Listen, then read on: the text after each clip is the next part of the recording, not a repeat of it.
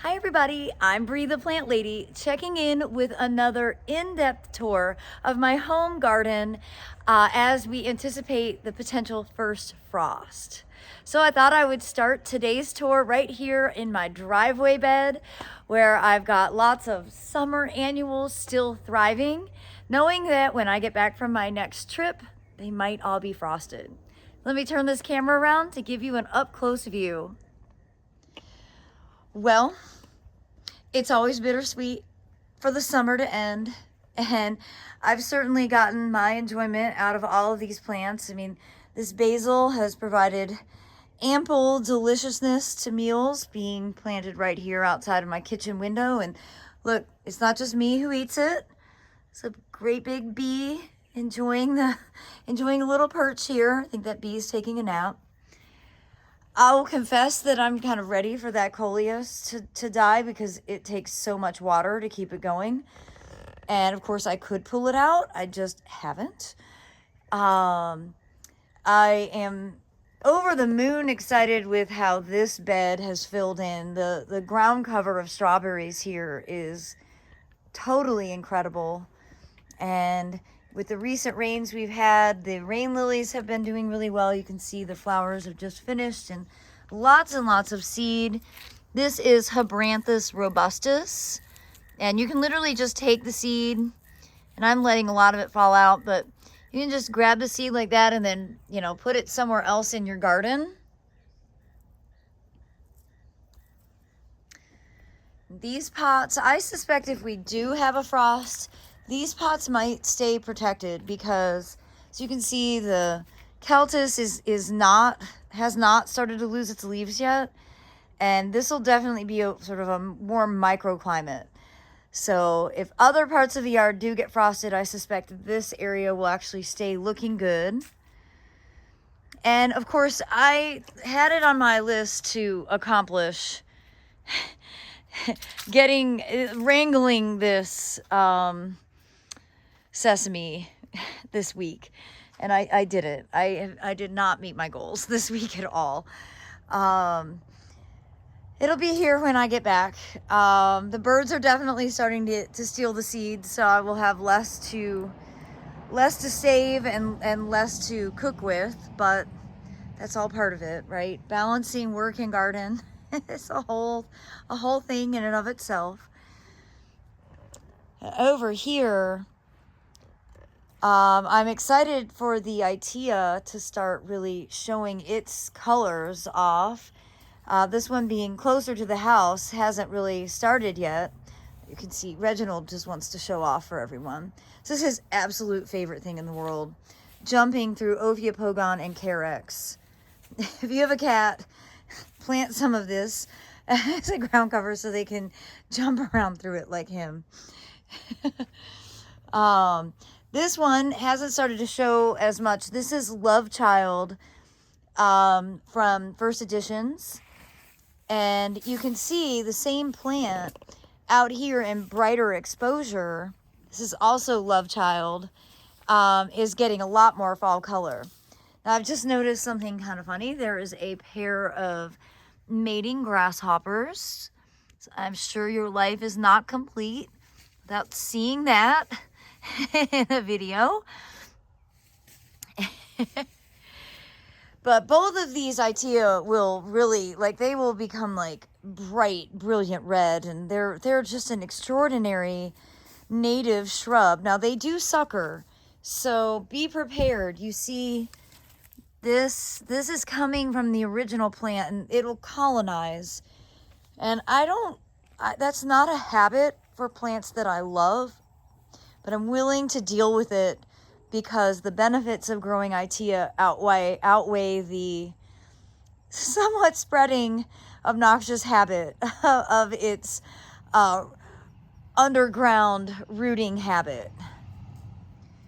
It is amazing how with cooler temperatures the zinnias just go nuts. They're just putting out more and more flowers. This is the Queenie Lime Red. Obviously has some leaf damage on it, but still such a cool flower. Totally worth growing. I need to collect some seed from it. I think it does set seed. I mean, they should. Sometimes the new plants actually, been bred to be sterile. I'm not sure with this zinnia, but I'm gonna try to collect some of these older, excuse me. I'm gonna try and collect some of these older flowers, and hopefully they will have some viable seed. This window box is also quite pretty. I mean, this poor thing hasn't gotten watered like maybe 2 or 3 times this entire summer. But that's why you do it with succulents, because look, they don't skip a beat. They don't mind it at all. And, last year I planted this with Carex for the winter.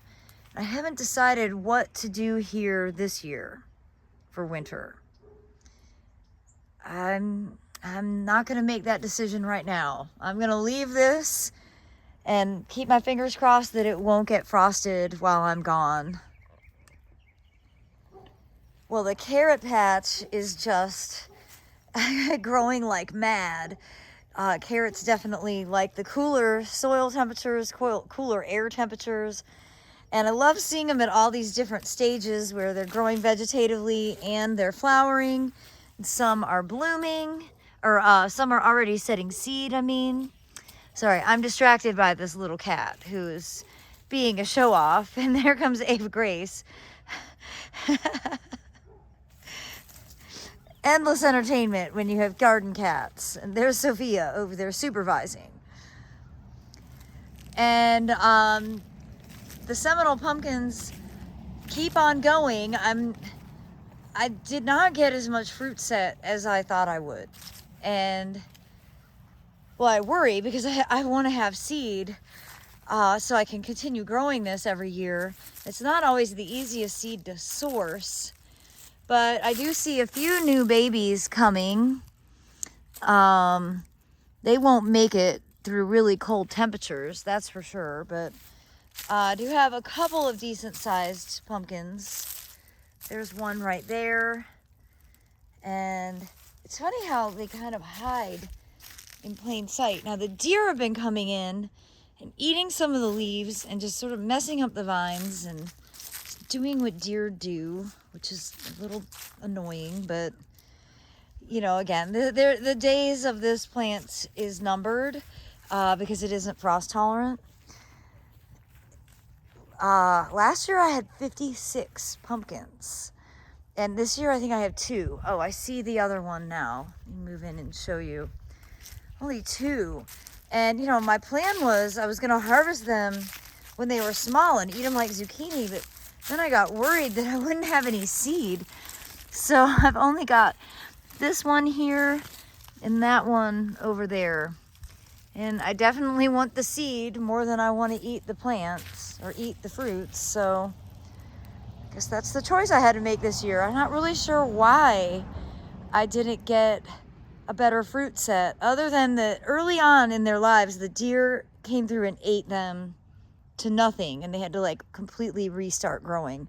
So maybe that's a contributing factor that I haven't had happen in past years. Well, I showed you the messy sesame side of this bed, but really from the street, this doesn't look as bad as it did even 2 weeks ago following Hurricane Ian. And so I'm pretty glad that I didn't jump too fast and get this completely torn out, because I'm certainly still enjoying these sun-credible sunflowers, and the castor beans are really dynamic. But yeah, it is, when I get back, this is my last trip of the year. So when I get back, it's going to be full on garden renovation, massive change outs. And I'm excited about that because, well, that's just, I love these opportunities just to completely reinvent the space. And this has always been a cottage border here, but I'm thinking maybe this will be the year that I give it some more architectural plantings and just make it look different. We'll see. Well, and of course I still have all the plants from Carolina Native Nursery. Hopefully those will be in the ground in 3-ish weeks. And you can see the Calicarpa americana Welch's pink. The berries are starting to fade. The birds are starting to eat them. The foliage is starting to turn and fall off. As is the popcorn viburnum. That's Viburnum plicatum popcorn. And the chrysanthemums that I like to use as a ground cover just to fill in spaces, those are all budded. They're not open yet, but that's something to anticipate for when I get back home. And then the Calicarpa acuminata is starting to really color up. And this is one of my favorites because it's got such dark, dark berries. This is the Mexican beauty berry. It's usually for me it dies to the ground. And so I'd say this is like a warm zone 7 shrub, probably better for zone 8. But you can grow it in zone 7, just count on it, you know, being a dieback plant. And someone recently asked me about whether Salvia leucantha will overwinter or not. And, you know, not well. At least that's my experience with it. I've got one plant here that is in a really awkward, stupid place, but it hasn't died, and so I'm not going to move it. But I lost almost all of my Salvia leucantha last year.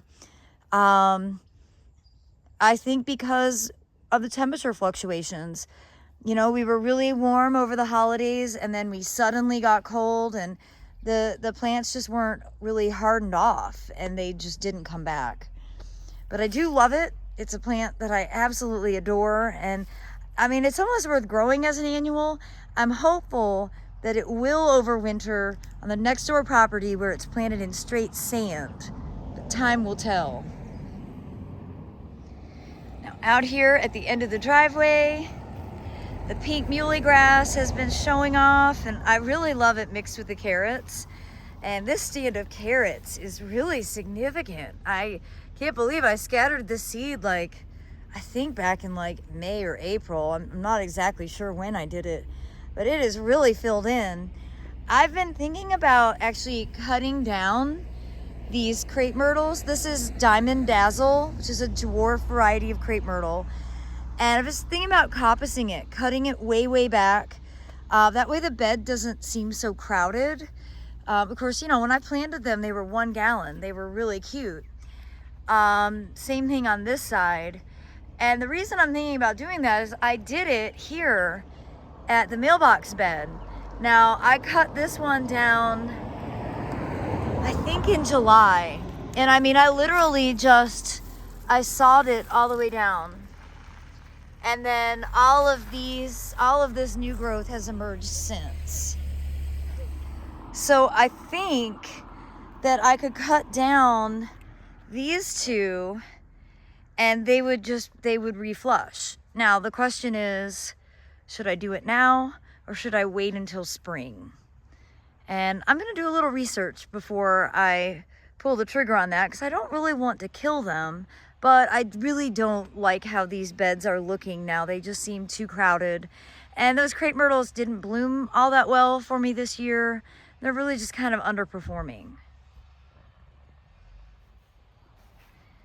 And out here at the big front property border bed, that one lavender that's still alive. It's the only one left on my property, but it sure does look amazing.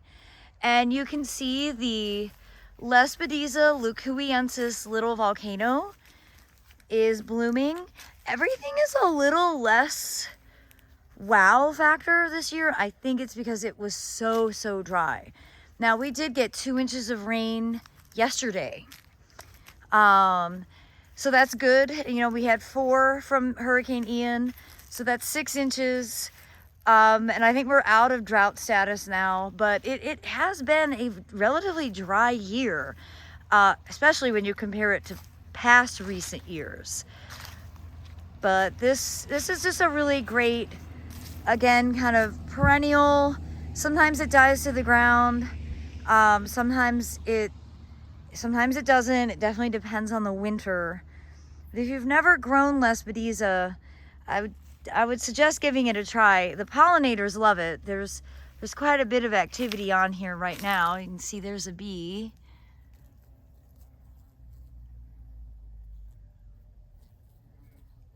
And, you know, it's just a great flowering plant in the Fabaceae family.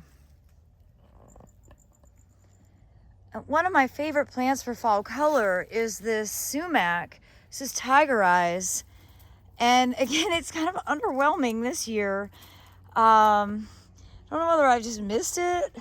Like, you could see this one out here. I mean, it's pretty much already finished. This is another one of those suckering plants that, you know, beware. If you put it in the ground, expect that it's going to run all over the place. But its fall color is worth it, except that this year the fall color is really not knocking my socks off. Well, I hope you've enjoyed this edition of my in-depth pre-frost garden stroll, and I hope you will tune in again tomorrow for yet another edition as I share more scenes from my Zone 7 Central North Carolina garden in the middle of October. Thanks so much for watching, everybody.